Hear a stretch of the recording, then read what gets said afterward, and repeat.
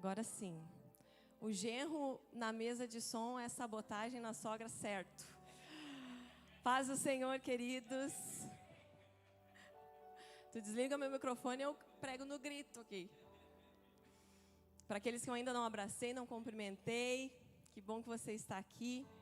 Eu vejo rostos novos aqui, vejo rostos que vieram na outra terça-feira, estão aqui novamente. Isso nos deixa muito felizes.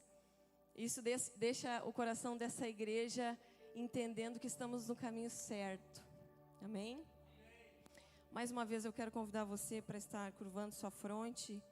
Vamos clamar pelo Senhor em oração mais uma vez. Pai querido, eis aqui, Pai, a tua igreja. Eis aqui a tua palavra, Senhor. Manifesta, Senhor Deus, o teu poder, o teu amor nesta noite. Usa-me como boca de Deus nessa terra, Senhor. Venha trazer as tuas verdades que já estão aqui reveladas. Venha imprimir nos nossos corações, nas nossas mentes, Pai, cada um dos teus planos, projetos, propósitos a nosso respeito. Que possamos entender quem somos e quem somos em Ti. Que possamos compreender quem Tu és, de onde viemos e para onde vamos. Pai, em nome de Jesus, clareia as nossas mentes, tira as escamas dos nossos olhos, o bloqueio dos nossos ouvidos, descauteriza a nossa mente poluída por esse mundo de dores, os nossos corações endurecidos. Em nome de Jesus, Pai, vem falar conosco nesta noite. Obrigada, Pai, pela Tua palavra santa e poderosa. E nós podemos nesta noite ter acesso a ela, falar dela, ministrar sobre ela. Em nome de Jesus, abençoa cada um nesta noite. Todos que recebem, digam amém. Amém. Eu quero convidar você para abrir a sua Bíblia comigo no Evangelho de Marcos, capítulo 5, dos versículos 1 ao 20. Quando Jonathan estava aqui, debaixo da direção do Espírito Santo, falando a respeito do louvor que nós cantamos, Maranata, ele estava falando exatamente coisas que o Senhor ministrou comigo à tarde. E eu fiquei muito impactada com o que o Senhor estava falando comigo. Que nós cantamos Maranata, nós cantamos Vem Jesus, nós cantamos sobre as nuvens Ele vem, e de fato Jesus, Ele já está voltando. Porque a Bíblia, ela relata os sinais que antecederiam a volta do Filho de Deus. E todos os sinais que estão escritos ali já se cumpriram. Eu acredito que nós já estamos nos acréscimos, esperando aqueles que ainda serão alcançados e serão salvos, esperando a igreja se alinhar ao coração do Senhor. Mas as trombetas já estão tocando e a hora vem. Nós podemos ver nos meios familiares preparação de mães sendo chamadas pelo Senhor para abrirem mão do seu trabalho, da sua carreira profissional, para preparar os filhos para o arrebatamento, para preparar a igreja da próxima geração para o arrebatamento. Mas assim como nós cantamos Maranata, a hora vem e logo Ele vem, a igreja que vai viver o arrebatamento, ela também precisa ter uma postura do arrebatamento. E foi sobre isso que o Senhor falou comigo. Será que de fato nós estamos preparados para isso que tão logo está para acontecer? Para onde é que os nossos olhos estão voltados? Aonde é que está concentrado o nosso maior interesse, o nosso foco, os nossos objetivos, com o que você tem sonhado? Quais são os seus planos? E o Senhor falou muito forte comigo, e eu espero que Ele fale tão forte como foi comigo, com você, nesta noite. Vamos ler então a palavra? Eles atravessaram o mar e foram para a região dos Gerazenos, ou Gadarenos. Quando Jesus desembarcou, um homem com um espírito imundo veio dos sepulcros ao seu encontro.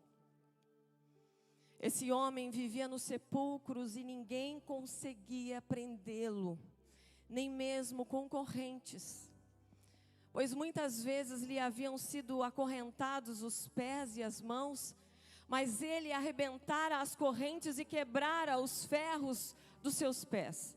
Ninguém era suficientemente forte para dominá-lo.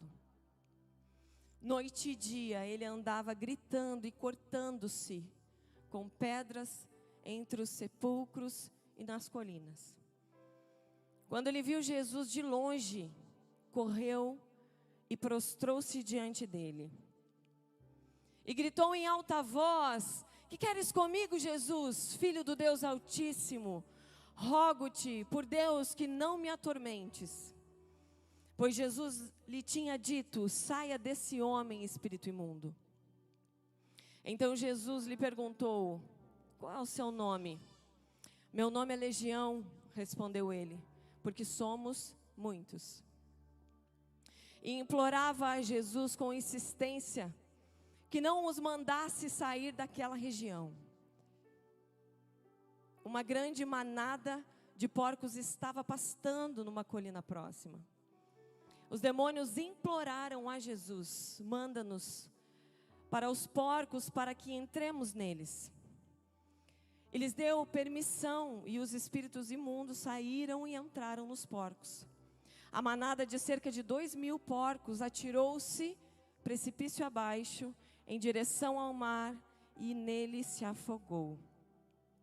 Os que cuidavam dos porcos fugiram e contaram esses fatos na cidade e nos campos. E o povo foi ver o que havia acontecido. Quando se aproximaram de Jesus, viram ali um homem que fora possesso da legião de demônios, assentado, vestido e em perfeito juízo, e ficaram com medo. Os que estavam presentes contaram ao povo o que acontecera ao endemoniado e falaram também sobre os porcos. Então o povo começou a suplicar a Jesus que saísse do território deles. Quando Jesus estava entrando no barco, o homem que estivera endemoniado suplicava-lhe que deixasse ir com ele. Jesus não o permitiu, mas disse: vá para sua casa, para sua família, e anuncia-lhes o quanto o Senhor fez por você e como teve misericórdia de você. Então aquele homem se foi e começou a anunciar em Decápolis o quanto Jesus tinha feito por ele, e todos ficaram admirados. Aleluia! Essa história ela é muito conhecida, do endemoniado gadareno. Aquele homem estava na região de Gadar. Se nós lermos um pouquinho antes, nós vamos ver a parte que Jesus está no barco com os discípulos e ele atravessa o mar da Galileia. Naquele momento existe uma grande tempestade. Jesus está dormindo na popa do barco, você se lembra? Os discípulos acordam Jesus e perguntam: Senhor, não te importa que pereçamos? Jesus responde: homens de pequena fé, acalmou a tempestade. Então eles seguiram e desembarcaram em Gadar. Aquela tempestade tentava impedir a travessia de Jesus para Gadar, para encontrar aquele homem. E eu quero chamar a sua atenção nesta noite, a sua atenção que no mar da Galileia, a região que Jesus fez os maiores milagres, ela fica ao lado direito. E Gadar fica ao lado esquerdo de onde Jesus costumava andar e onde era o ministério de Cristo. A única vez que Jesus pisou em Gadar foi quando ele encontrou aquele homem. Então, o amor de Cristo por nós, por mim e por você, é tão grande, que ele atravessou, que ele atravessa, que ele vai adiante, ele vai fundo, ele pega debaixo aquele poço profundo que você se enfiou, ele vai no vale, ele alcança você. Jesus enfrentou a tempestade. Gadar era um lugar de gentios, eles criavam porcos. Gadara vem da palavra gado, eles eram criadores de gado e de animais. Todos gentios, idólatras, não conheciam, não reconheciam ao nosso Deus como Deus único. Jesus vai naquele lugar hostil, inóspito, para alcançar aquele homem que todos tinham medo e se esquivavam da sua presença. Olhando de grosso modo, nós podemos pensar o que um homem endemoniado, que se fere com pedras e anda no meio de sepulcros, pode oferecer para Jesus para que ele atravesse um mar com seus discípulos para encontrá-lo. Aleluia. Depois nós vamos ver que aquele mesmo homem ganhou toda a cidade de Decápolis. Ele foi o primeiro missionário gentio daquela região, falando do Evangelho. E hoje já se encontrou os restos daquela igreja que foi edificada naquela época, com um batistério. Tantas pessoas foram ganhas através do milagre daquele homem improvável, que ninguém acreditava. Mas o que isso tem a ver conosco, Cláudio? O que isso tem a ver com a volta de Jesus? Todos os dias nós encontramos pela rua gadarenos. E você olha para ele, você reconhece como gadareno. Ele está todo sujo, ferido, com as mãos amareladas do crack. Ele se alimenta de restos, ele não volta mais para casa. A sua mente está aprisionada com grilhões, como acontecia com aquele homem. Mas a diferença é que Jesus atravessava o mar para encontrá-lo. E nós muitas vezes nos esquivamos também. Nos esquivamos também.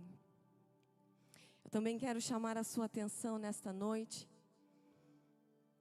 para a resposta daquela comunidade ao milagre da libertação daquele homem.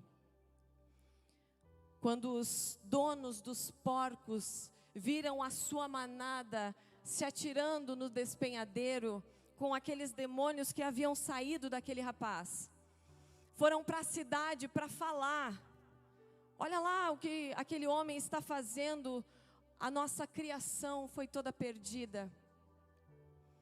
E eles pediram que Jesus se retirasse daquele lugar. Talvez eles até quisessem que aquele homem fosse liberto, afinal de contas, o caminho de Gadar era um caminho entre o Egito e a Síria, então era um lugar que precisava ser acessado para o transporte de ração, dos próprios animais. Também tinha um pequeno porto ali que ia para o Mar da Galileia. Era um lugar que precisava ser acessado por aquela comunidade. Então, aquele homem endemoniado estava atrapalhando o curso daquela cidade. Eles queriam que aquele homem fosse liberto, certo? Certo. Mas não às custas dos meus recursos. Você entende? Eu quero que o dependente químico, que a prostituta, que aquele que está vivendo uma vida devassa, perdida e aprisionada, seja alcançado e liberto, mas não a custas dos meus recursos. Muitas vezes nós olhamos aqui e pensamos: como pode? Como pode não? Uma comunidade pedir que Jesus se retire porque curou um endemoniado. Mas nós fazemos isso. Quando nós nos esquivamos daqueles que necessitam, para poupar os nossos recursos, nossos esforços, nossa agenda, nós nos comportamos exatamente como aquela comunidade que pediu que Jesus se retirasse. Deixa o endemoniado, mas não mexe nos meus recursos. Onde estão fixados seus olhos? Jesus é a conduta de varão perfeito. Ele é um modelo que nós devemos seguir. Ele é exatamente o padrão que Deus Pai, o Criador, o seu Criador, espera que você seja. Jesus é o padrão. Jesus é o prumo. Se Jesus atravessa o mar para encontrar aquele homem, Jesus espera de mim e de você que os nossos recursos sejam investidos para salvar aquele que está perdido e aprisionado no mundo de pecado. Senão, de nada adianta. Tantos dons que Deus presenteou a você, tantos recursos, tantos talentos, tanta coisa boa Deus tem cuidado de você. Mas se você não é capaz de servir aquele que necessita de salvação, é um desperdício. É um desperdício de recurso. Eu quero perguntar para você nesta noite, o que está entre você e Jesus? Entre aquela cidade e Jesus estavam os porcos. Onde estão os seus porcos? Talvez para que pessoas sejam alcançadas, você vai precisar sair da sua zona de conforto. Eu não estou falando apenas de recursos financeiros, entenda. Eu estou falando de tempo, de oração, de amor, de cuidado, de zelo, de estratégias, de ministérios sendo levantados para a salvação de almas. Talvez os porcos que estão separando você daquilo que Deus tem para você e quer usar você, seja a sua timidez, o seu medo. Talvez seja de fato recursos. Você está abrindo mão de exercer aquilo que Deus tem para você, porque você não quer abrir mão da sua qualidade de vida e daquele padrão que você já está vivendo. Jesus já está voltando. Você se lembra quando Jesus fala para aquele jovem rico, o rico não entrará no reino? Não é que pessoas que tenham recursos não irão herdar o reino, não é isso. Você pode ter bens financeiros, desde que eles não tenham o seu coração. Você pode tê-los, não eles ter você. Porque o rico, ele não entra no céu, porque ninguém leva nada. Então, no momento que eu morri aqui, eu já não sou mais rico. Eu posso ser rico enquanto eu respiro. Parei de respirar, já não sou mais rico. Então, rico ou pobre não entram no céu. Condição financeira não entra no céu. Independente de quanto você acumular aqui, você não poderá levar. Pelo contrário, Jesus fala, antes acumuleis tesouros nos céus, onde a traça e nem a ferrugem consomem. E nós nos gastamos e nos desgastamos tanto para algo que é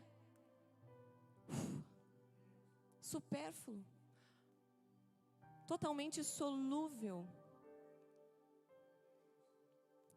Deus espera mais de mim e de você.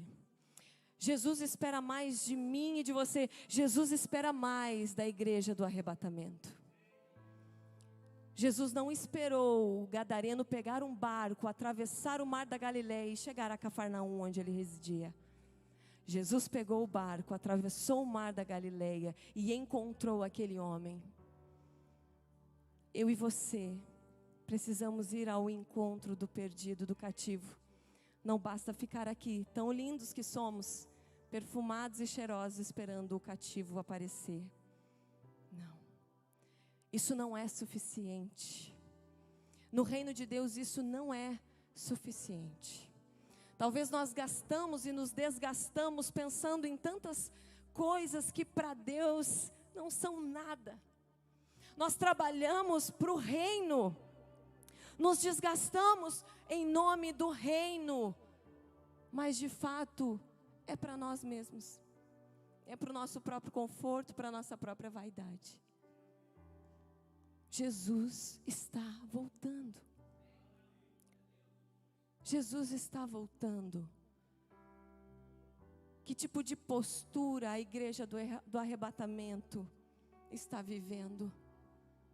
Você e eu, nos nossos mundinhos,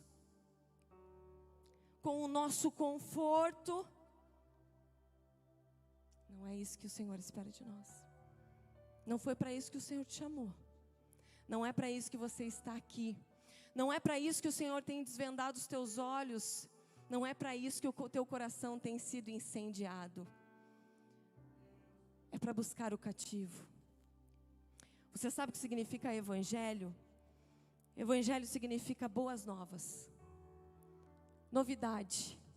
Anunciando as boas novas, a novidade. Jesus veio para salvar o perdido. Existe salvação. Você não precisa viver perdido. Você não precisa morrer e ir para o inferno. Existe salvação em Cristo. O Filho de Deus se manifestou na terra. Essa é as boas novas de salvação. É para isso que nós fomos sarados, chamados, levantados, abençoados, para anunciar as boas novas. É claro que o Senhor nos dá inteligência e estratégias no ministério infantil para anunciar as boas novas para as crianças numa linguagem que elas possam entender. Então o Senhor levanta você, enche você de dons e talentos para tratar com as crianças.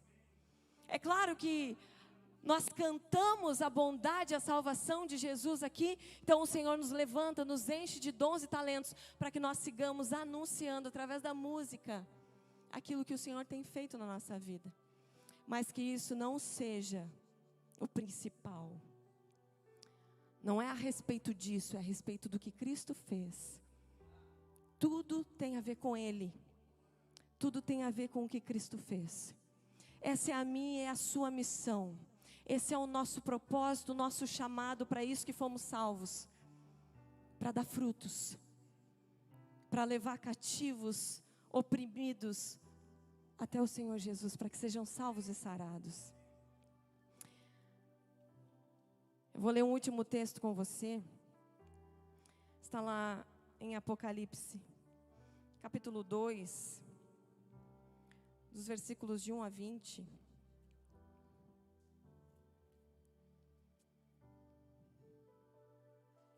Essa mensagem para mim foi como um despertamento. Acorda.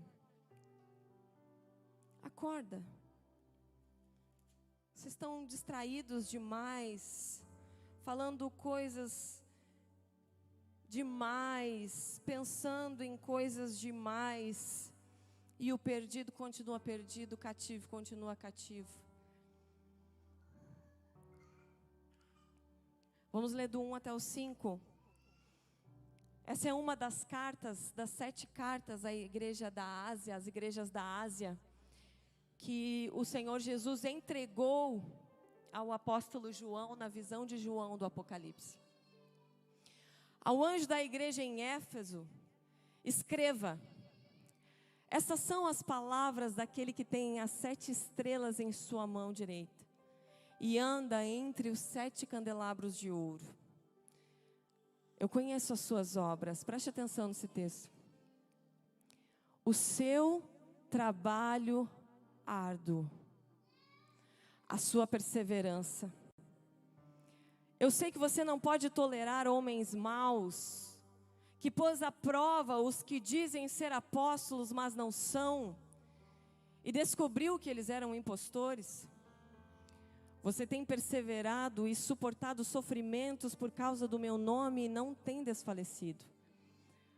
Contra você, porém, tenho isso: você abandonou o seu primeiro amor. Lembre-se de onde caiu. Arrependa-te e pratique as obras que praticava no princípio. Se você não se arrepender, virei a você e tirarei o seu candelabro do lugar dele. A uma das igrejas, era uma igreja que andava em fidelidade. Eu conheço o seu trabalho, eu sei o quanto você tem trabalhado. Eu sei que você não tolera homens maus e tem desmascarado impostores que têm mentido a respeito do evangelho verdadeiro. Porém, eu tenho contra ti que o teu amor se esfriou.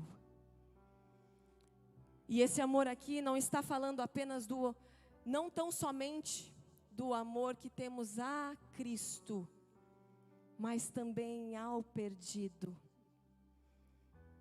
Não há como amar a Deus e não amar o próximo. 1 João vai dizer, é impossível amar a Deus que você não vê e não amar o seu irmão, você está mentindo. Você está mentindo. Se você anda cheio do Espírito Santo, é impossível não amar o perdido cativo que está cego. E quando eu estava meditando na palavra de Deus, veio na minha cabeça como vários flashes. Que cada vez que Jesus encontrava um doente, aquela doença física que Jesus curava era a situação dos cativeiros de hoje em dia. Aquela mulher do fluxo de sangue tinha a sua vida, porque sangue é vida, se escorrendo por 12 anos. Quantas pessoas que você conhece têm a sua força vital sendo levadas pela depressão? A filha de Jairo, morta em cima da cama, quantos adolescentes têm se suicidado? Aquele cego que foi imediatamente curado por Jesus. Quantas pessoas que andam na ignorância e na cegueira da religião, adorando a deuses falsos, e quando tem um encontro com Jesus são totalmente livres e passam a enxergar. E aquele outro cego que Jesus cospe no chão, faz um lodo, passa nos seus olhos e pergunta, você está enxergando? Ele diz, ainda não, vejo as pessoas como árvores. Existem pessoas que vão ser salvas imediatamente, já vão entender tudo.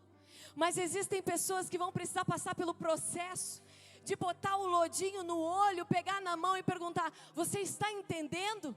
Você está enxergando? Não, ainda não, então eu vou te explicar de novo. Jesus fazia isso. O gadareno é o dependente químico, perdido, aprisionado, isolado, do outro lado do rio. Você precisa atravessar, você precisa romper barreiras, tem que ir lá no lugar inóspito, hostil, para buscá-lo. Não é você que está salvando, é você que está sendo salvo. Você que está sendo salvo. Às vezes você vai até alguém pensando que você que está prestando um favor. Você que está sendo alcançado. Você que está sendo limpo. Você que está sendo regenerado. Você que está sendo encontrado pelo Espírito Santo de Deus. É você que está recebendo o maior favor. Aleluia. Olha para onde você caiu e se arrependa. É tão lindo que Jesus, Ele sempre nos dá mais uma chance. E você tem a chance nesta noite, de assim como eu, pedir perdão pela minha indiferença. Pedir perdão pelo meu egoísmo e egocentrismo. Pedir perdão porque muitas vezes o meu Deus é o meu próprio ventre, como a palavra de Deus diz. Os meus próprios interesses. Eu até quero que o cativo seja livre, a prostituta seja ganha, desde que não sejam com os meus recursos. Desde que não seja através de mim. Alguém vai lá. Você até ora, Senhor, levanta. Deus quer levantar você. Deus quer levantar você. Se cada vez que você passa por uma situação difícil dessas, ou com uma criança, ou com um dependente químico, ou com uma prostituta, ou com alguém que furta, ou com alguém que está preso na penitenciária, se o seu coração queima, é ali o seu campo missionário. É ali que Deus quer usar você. E a pena para isso, a pena de Jesus para aquela igreja que não se arrepende, eu vou tirar o teu candelabro do lugar. Ele não está dizendo que esta igreja não será salva, mas esta igreja será desonrada. Talvez você já tenha colhido hoje obras de desonra por causa da dureza do seu coração. Talvez eu e você já precisaríamos ter tido uma postura diferente há um tempo. Estamos relutando por causa de coisas. E às vezes as coisas não estão dando certo, porque nós já estamos vivendo o candelabro sendo movimentado. Você não precisa perder aquilo que Deus tem dado a você. Deus não pede para você abrir mão. Deus quer que você seja o recurso. Nós falamos isso, que venha ao teu reino. Nós rezamos e oramos isso repetidas vezes, que venha ao teu reino. Como é o reino de Jesus na sua cabeça? É um reino de justiça, de amor, de salvação, onde o perdido é alcançado. Tem lugar para o mendigo aqui? Tem lugar?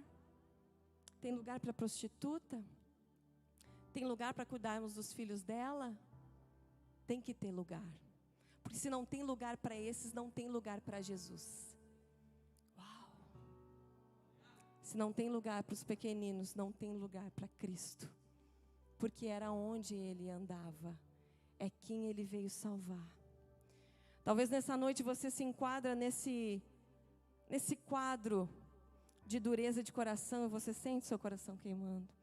Mas talvez você se enquadra naquele quadro do cativo, daquele homem que estava aprisionado pelos vícios, pela idolatria, pela frieza. Tem pessoas que não conseguem vir à igreja, você sabia?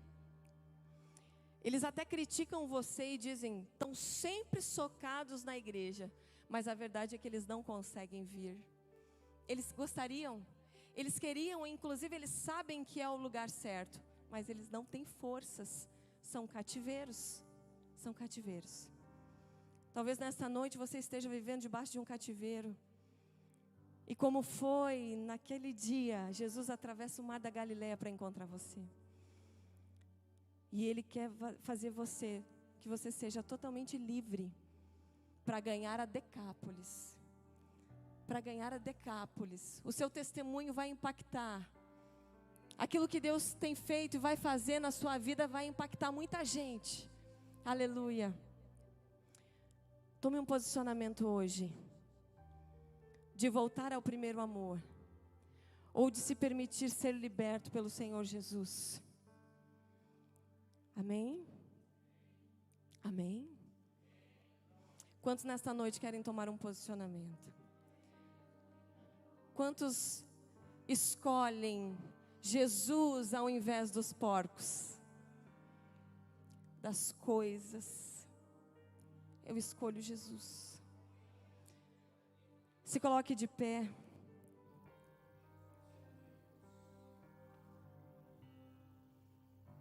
Quero ler para você. Eu já li essa carta, mas como cada vez que eu leio, eu sou impactada, eu acredito que você pode ser impactado também. É uma carta de Jesus para os seus filhos. Fala assim: filho, você se lembra? Você se lembra, filho? Se lembra do começo? Você se lembra pelo que você era conhecido? Você se lembra o que as pessoas ao seu redor diziam de você no começo? Se lembra de como você sorria? Se lembra de quando nada roubava a sua alegria? Você se lembra de quando mal podia esperar para estar comigo? Você me servia, você me adorava com fervor. Se lembra?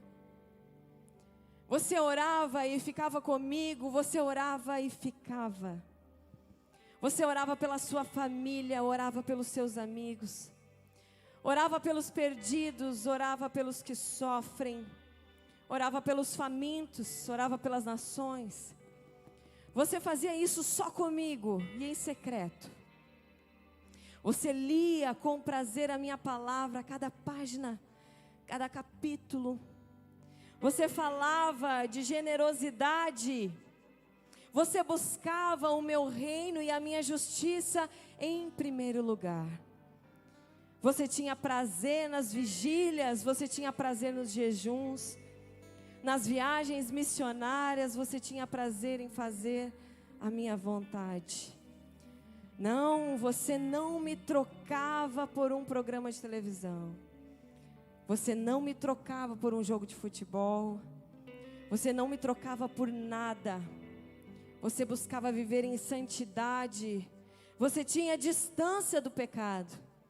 Você pensava em mim. Se lembra quando você pensava em mim? Eu era o seu primeiro pensamento ao acordar e o seu último antes de você dormir. Você tinha prazer nas atividades da igreja. Você tinha paixão por mim. E por isso não era um fardo estar ali, não era um fardo servir, não era um fardo limpar o banheiro, não era um fardo arrumar as cadeiras, chegar no horário para os ensaios do louvor, chegar cedo aos cultos, nada disso pesava. Mas você mudou. Se lembra de como você era? Por que você mudou? Por que você não me ama mais como me amava no começo? Você costumava me amar, você era apaixonado por mim. Mas você não é mais. Por que você abandonou o amor que tinha por mim? Por quê? Quem disse que a paixão tem fim? Quem disse que a paixão acaba? Quem? Pois saiba que a minha paixão por você não acabou. Ela não acabou. Saiba que eu te amo da mesma maneira que eu sempre te amei. A minha paixão por você não mudou. Eu continuo sendo o mesmo, eu continuo sendo amor. Eu continuo sendo eterno, eu continuo sendo todo-poderoso. O todo-grandioso, e os anjos ainda cantam e celebram: Santo, Santo, Santo eu sou. Eu não mudei, mas você mudou. Você abandonou o amor que tinha no começo. Você não é mais o mesmo. Você me chamava de papai e eu te chamava de filhinho. Mas você me chama de excelso, glorioso Deus. Mas eu continuo te chamando de filhinho. Onde está você? Eu sinto saudade de você, filhinho. Volte e me ame como você costumava me amar. Volte, eu não mudei.